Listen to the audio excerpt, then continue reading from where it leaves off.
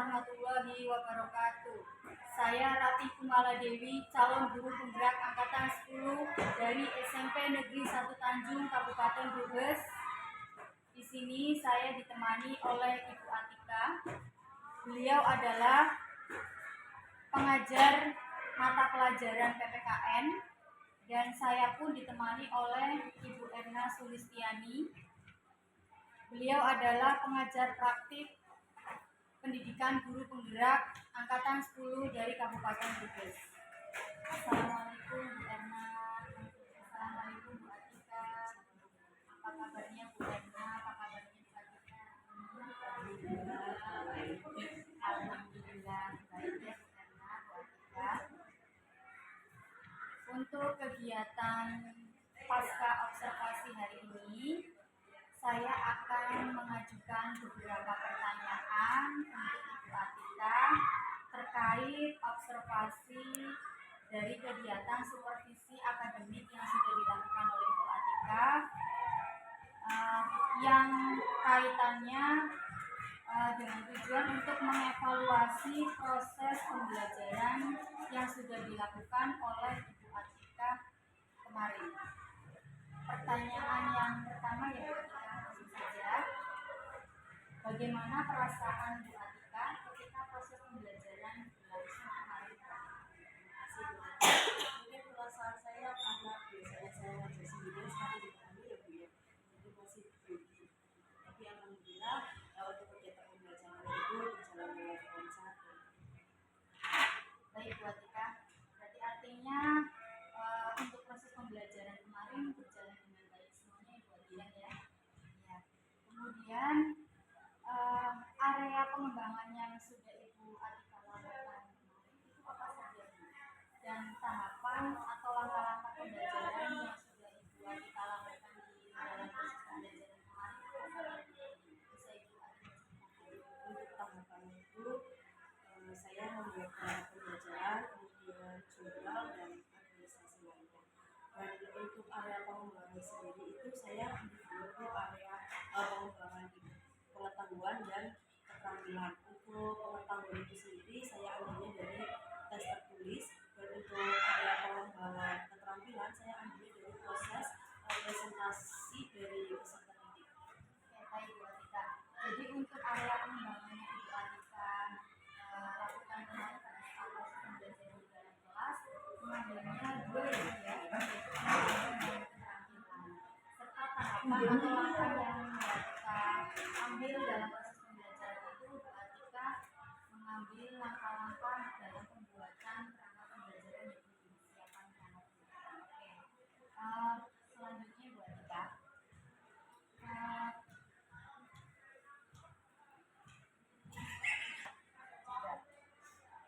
Baik Bu Atika, berarti untuk area pengembangannya Ibu bisa mengambil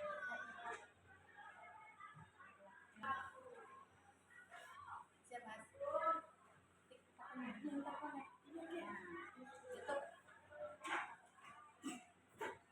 Ya. Baik Bu Atika, berarti untuk area pengembangan Bu Atika mengambilnya dari keterampilan dan pengetahuan ya. Nah, menurut Ibu sejauh mana area pengetahuan yang sudah Ibu ambil, apakah sudah berhasil dilakukan di dalam kelas atau belum? Untuk tingkat keberhasilannya area pengetahuan itu sekitar 95%, dan untuk area pengembangan itu presentasinya masih sekitar 85%, lebih di bawah dari pengetahuannya. Oke, baik Bu Atika. Berarti sudah dilakukan dengan baik ya Bu, yang sudah berjalan dengan baik. Namun mungkin masih ada beberapa kendala ya Bu ya.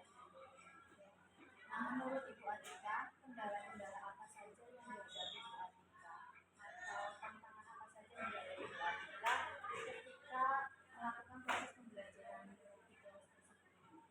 Pada saat pelaksanaan pembelajaran mungkin hambatannya itu sama yang dialami sama guru-guru lainnya, yaitu ada beberapa siswa yang tidak ingin terlibat dalam diskusi.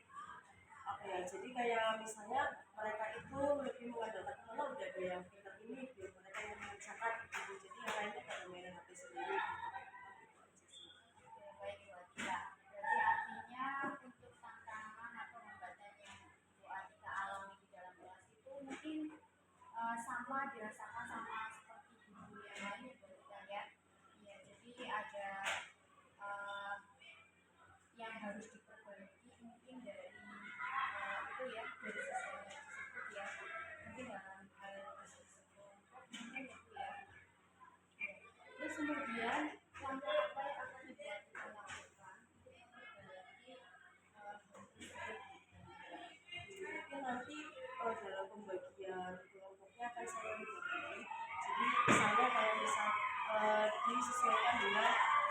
minat siswanya seperti itu. Kayak misalkan kadang ada siswa yang pengen kegiatan pembelajarannya itu dengan gaya visual atau auditori ataupun kinestetik seperti itu. Mereka akan berbeda seperti itu.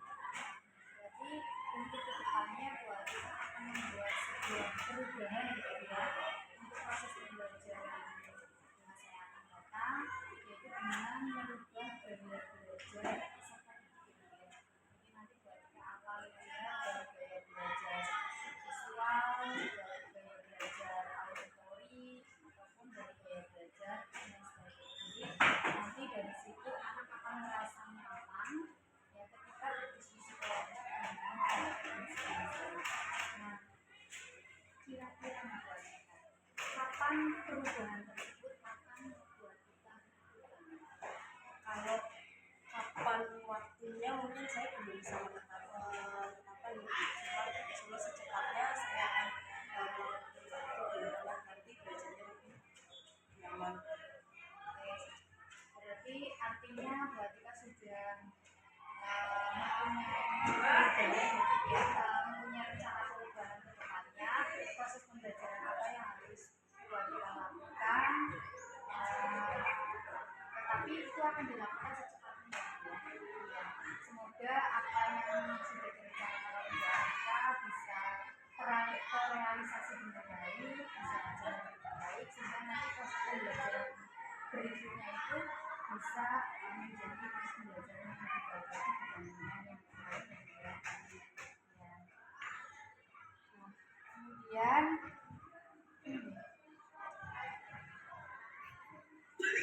baik, mudah-mudahan apa yang sudah direncanakan oleh Bu Alisa bisa terrealisasi dengan baik dan pembelajaran berikutnya akan jauh lebih baik lagi.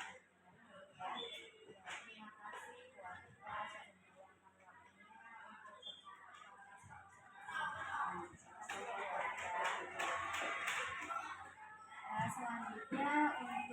Bu Erna,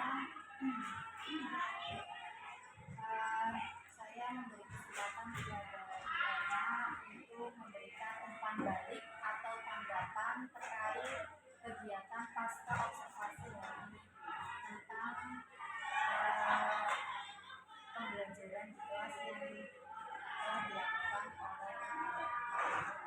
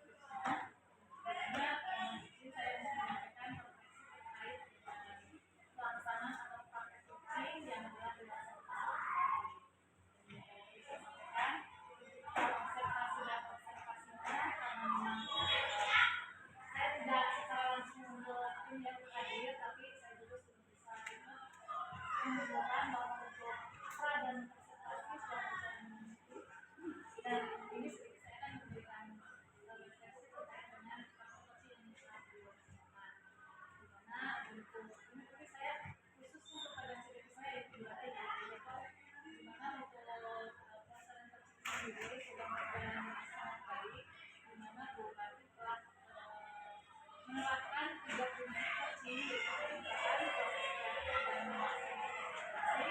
Dimana dalam 3 prinsip tersebut ada 8 kriteria yang sepenuhnya telah dilaksanakan. Kemudian untuk penilaian saya terkait dengan praktek di pasca percakapan ini, di mana berarti telah menanyakan apa yang sudah dilakukan oleh coaching pada saat mengajar, dan juga tadi menanyakan indikator pencapaian pengembangan yang